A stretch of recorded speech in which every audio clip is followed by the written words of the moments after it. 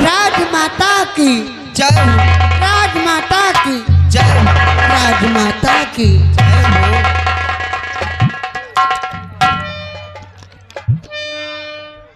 सिपाही जी राजमाता, इन कंचनियों को 5-5 रुपया और 1-1 साड़ियां देकर इन्हें रुखसत कर दो। जैसी आज्ञा राजमाता। चलो कंचनियों, एक एक बारी बारी करके राजमाता के आदाब अर्ज कीजिए और अपना अपना इनाम लेकर राज दरबार से रुखसत हो जाएं।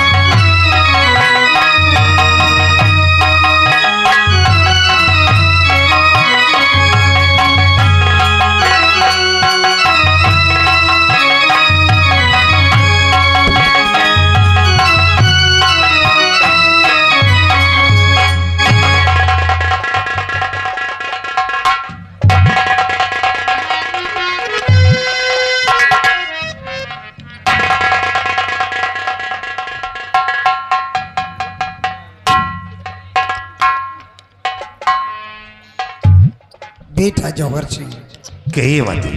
ये बताइए हमारी प्रजा का क्या समाचार है?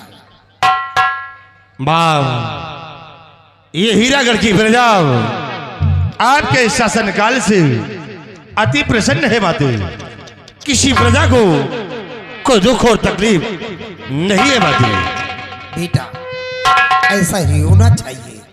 हमारी प्रजा को किसी प्रकार की तकलीफ नहीं होनी चाहिए। अगर हमारी प्रजा को किसी प्रकार की तकलीफ हुई तो समझ लो मुझे तकलीफ हुई। नहीं बातें, प्रजा की हर परेशानी को दूर करना ये हम लोगों का परम कर्तव्य है। आप इसके लिए बेफिक्र रहिए माते। लेकिन बेटा आज काफी दिन हो चुके हैं, लेकिन सीमा सरहद का कोई समाचार नहीं मिला। इसलिए तुम सेनापति अमर सिंह को तत्काल राजमहल में बुलाया जाए। चल गया सिपाही,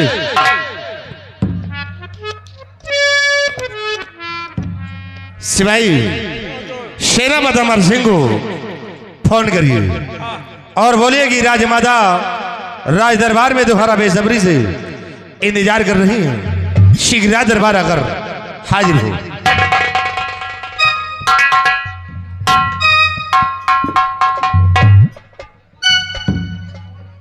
ला निकारो मूवी है लिया निकाल दिया हुआ टवरे नहीं ना 3 खूंटी हो तो काम हो। खूंटी एक खूंटी नहीं ना, खूंटी ना हो खूंटे पकड़ाओ। पकड़ ले पारी वाली खूंटी, तीनों पकड़ लीजिए यार। पकड़े है बिना मिलाए जा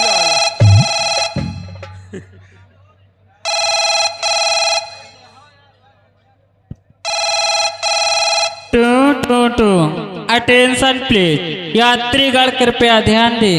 गाड़ी नंबर 14041 प्रयागराज संगम से दिल्ली को जाने वाली ऊंचाहार एक्सप्रेस अपने निर्धारित समय 2 घंटे की देरी से आएगी।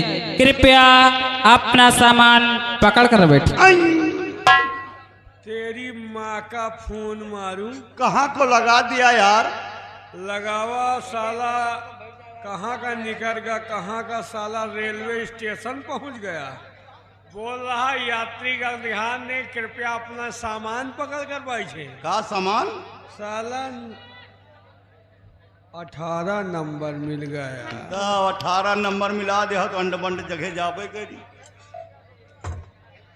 रुको, अब की तुहरे घरे लगाई। लगाओ, हमें घर का नहीं, पैन घर का लगाओ। हमारे घर नहीं ना, हम तो कुरिया में रहे। काहे में रहा? अब की लगा दे, तुहार मेहरारू उठा ले, 2 घंटा बतलाई। हमार मेहरारू उठौते नहीं न। तुहार मेहरारू ने गए घंटी।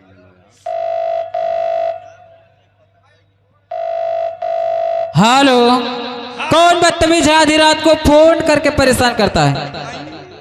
किस लिए फोन किया? कौन बोल रही हो? मैं ऊंचा हार थाने से दरोगा जी बोल रही हूँ। किस लिए फोन किया है? इडियट कहीं का, आधी रात को फोन करके परेशान करता है। अगर दोबारा फोन किया तो जेल जाएगा, झेल जाएगा। रख फोन। अब झेले की उम्मीद न रखो। हाँ, जब झेले का रहा, झेल गई।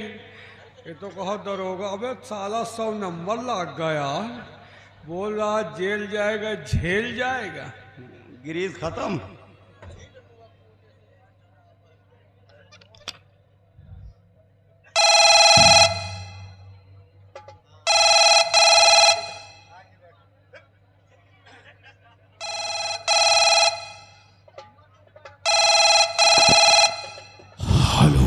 हेलो, हाँ कौन? मैं रात दरबार से नोचवा सिपाही बोल रहा हूँ। आप कौन? सेनापति अमर सिंह। जैन जय साहब। हिंद। जय हिंद। साहब, आपको राजमाता किसी कारण पर दरबार में याद किए हैं। आप जितनी जल्द हो सके राज दरबार आकर हाजिर हो। कोई जरूरी काम? हाँ सर, कोई जरूरी काम इसीलिए आपको बुलाया गया है। ठीक है, राजमाता से बोल दो मैं बहुत जल्द दरबार पहुंच रहा हूँ। Okay, thank you sir. Sir, अपने सरकारी हेलीकॉप्टर से आइएगा, बहुत जल्द बुलाया गया है। Good morning sir. और लाइट मास्टर जहाँ कहीं भी हो भाई, सिंगार घर की लाइट गड़बड़ हो गई, इसको शुद्ध कर दें।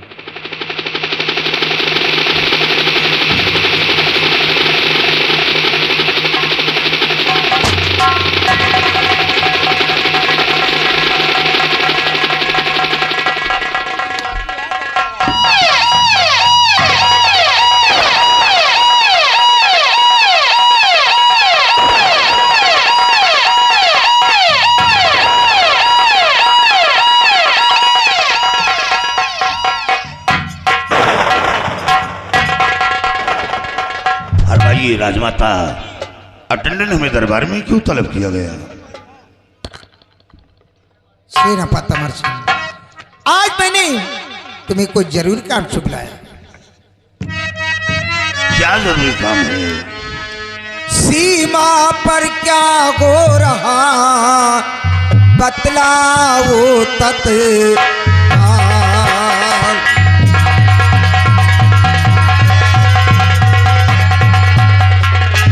सीमा पर क्या हो रहा बतलाओ तत्काल। सेना की कहिए खबर क्या है इस दम।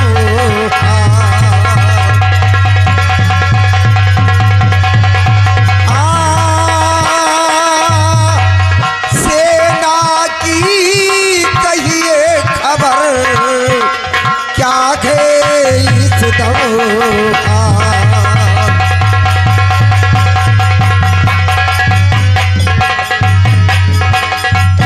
अमर सिंह, सीमा सरहद का क्या समाचार है, ये मैं जानना चाहती हूँ। राजमाता, जब तक मैं सीमा पर कार्यरत हूं, आपको चिंता करने की कोई जरूरत नहीं।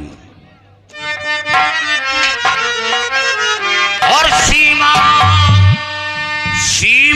पर है आपकी फौज खड़ी तैनात।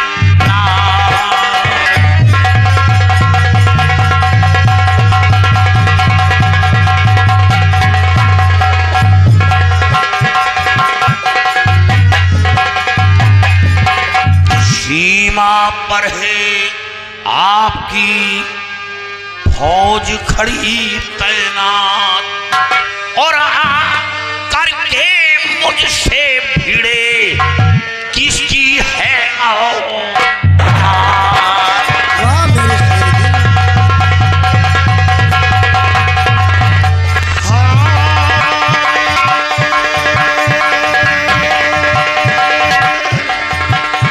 और आकर के मुझसे भिड़े किसकी है आओ।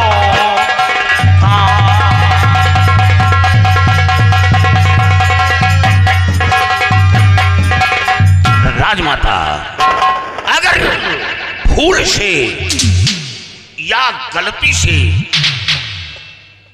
कोई दुश्मन आक्रमण करने की हिमाकत की तो उसके कदम को काटकर फेंक दूंगा। वाह मेरे शेर दिल, तुम्हारे बाजुओं की ताकत की वजह से आज तक मैं इस हीरागढ़ की रियासत पे राज करती चली आई। लेकिन बेटा आज मैंने तुम्हें कुछ सलाह लेने के लिए बुलाया है। क्या सलाह लेना चाहती हैं आप? ध्यान से सुनिए। तीसरापन मेरा बीतने वाला है, तीसरा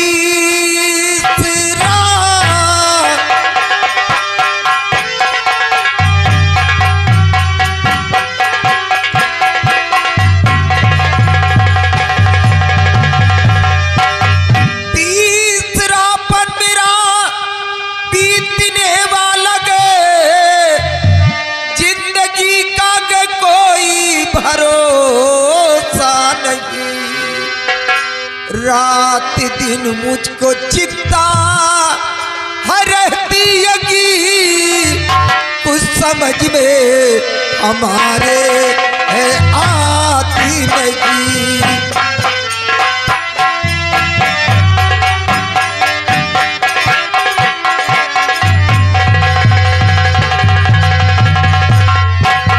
रात दिन मुझको चिंता रहती यगी, कुछ समझ में हमारे है आती नहीं।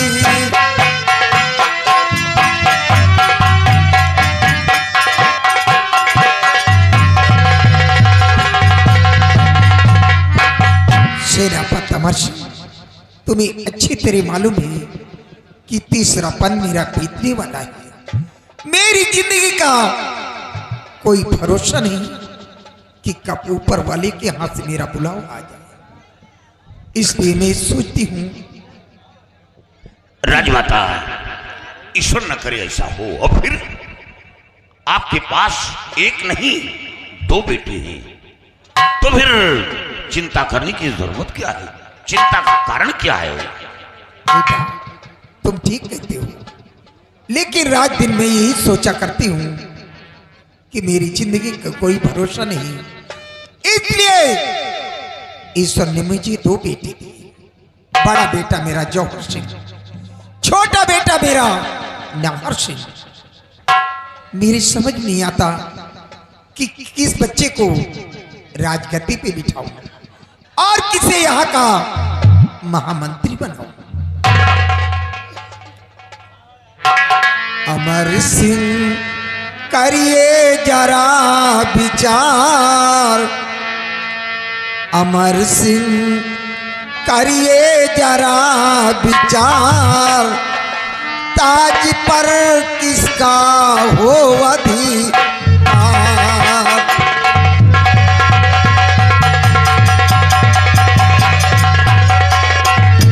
अमर सिंह करिए जरा विचार,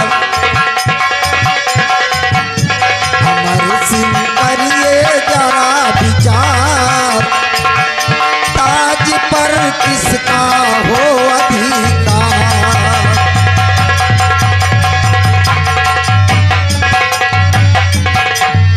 बेटा जौहर सिंह मेरा या नाहर सिंह बलवान, ताज पिन्हाऊं मैं किसे जो शासक बने महान। उपस्थित दोनों राजकुमार, उपस्थित दोनों राजकुमार, ताज पर किसका हो अधिकार।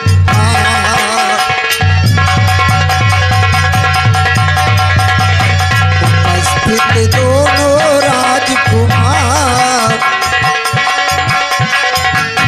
उपस्थित दोनों राजकुमार, ताज पर किसका हो अधिकार।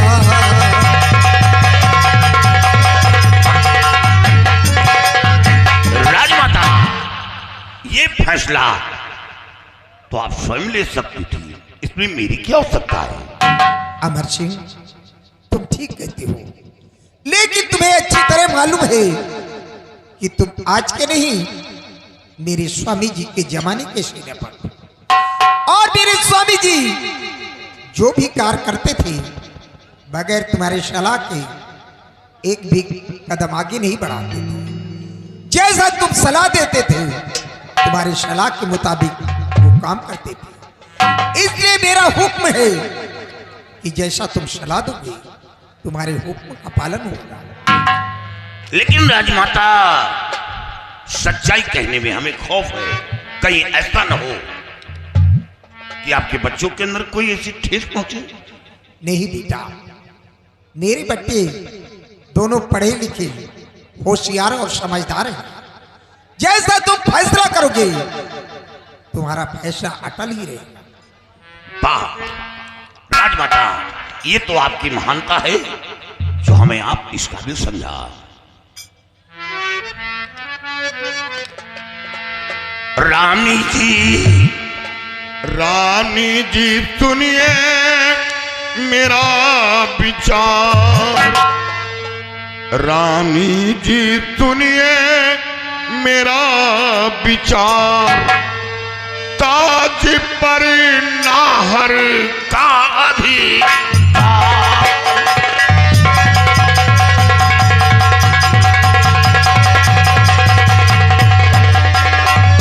रानी जी सुनिए मेरा विचार, ताज पर नाहर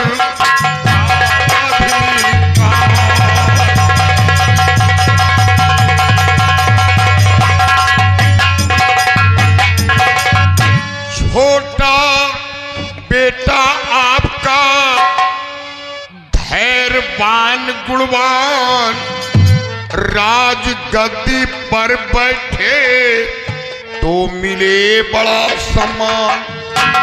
छोटा बेटा आपका धैर्यवान गुणवान, राज गद्दी पर बैठे तो मिले बड़ा सम्मान। रानी जी करिए नहीं आभार, ताज पर नाहर का अधिकार।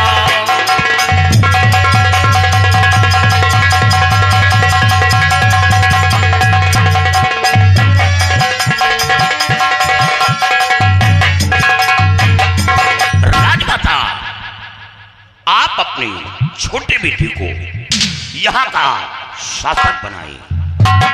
रही बात मंत्री का पद, अपने बड़े बेटे को यहाँ का महामंत्री बना दे, इससे प्रजा हमेशा खुश रहेगी।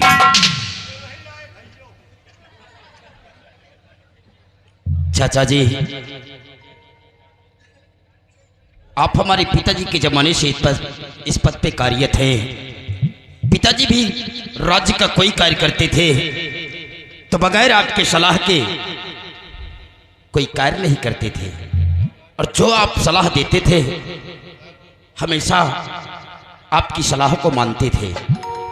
लेकिन जब ये आप जानते हैं कि पिताजी के ना रहने के बाद इस ताज और सिंहासन का बड़े बेटे का हक बनता है, तो आपने मुझ पर फैसला लिया है।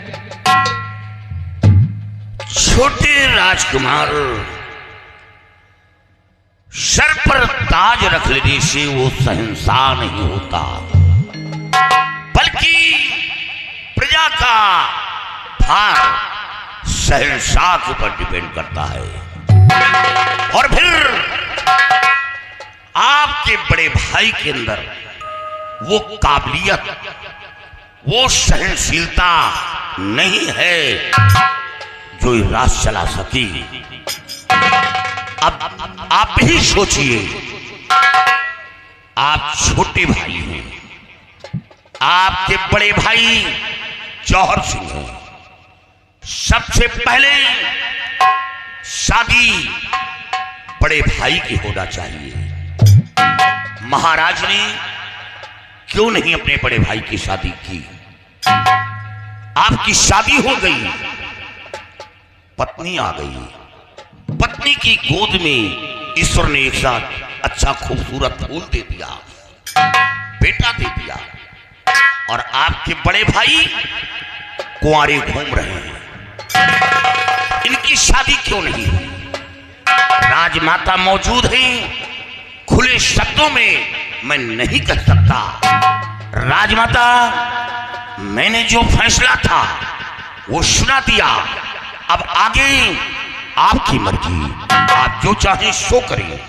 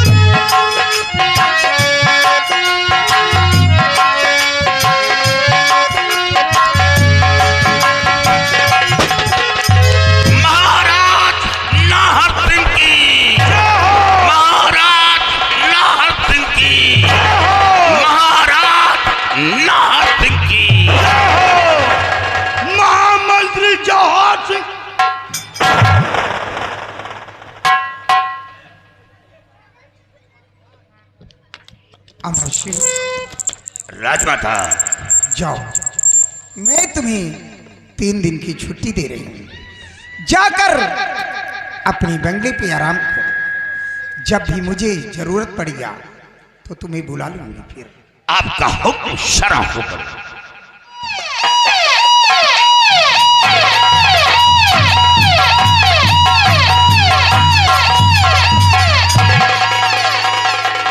बेटा जौहर सिंह,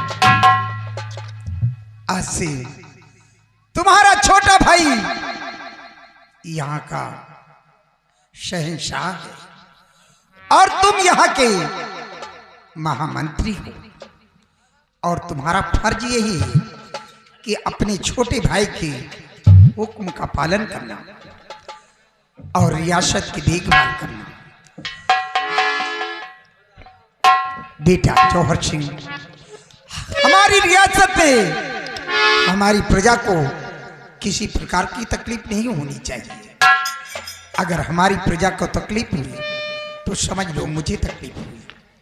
और सिपाही जी राजमाता, मेरे बेटे जौहर सिंह के साथ जी ड्यूटी पे तुम तैनात रहना। जैसी आ गया राजमाता। ड्यूटी में लापरवाही नहीं करना। बिल्कुल नहीं। और इसी समय मेन गेट का दरवाजा बंद कर दीजिए। जो आ गया राजमाता।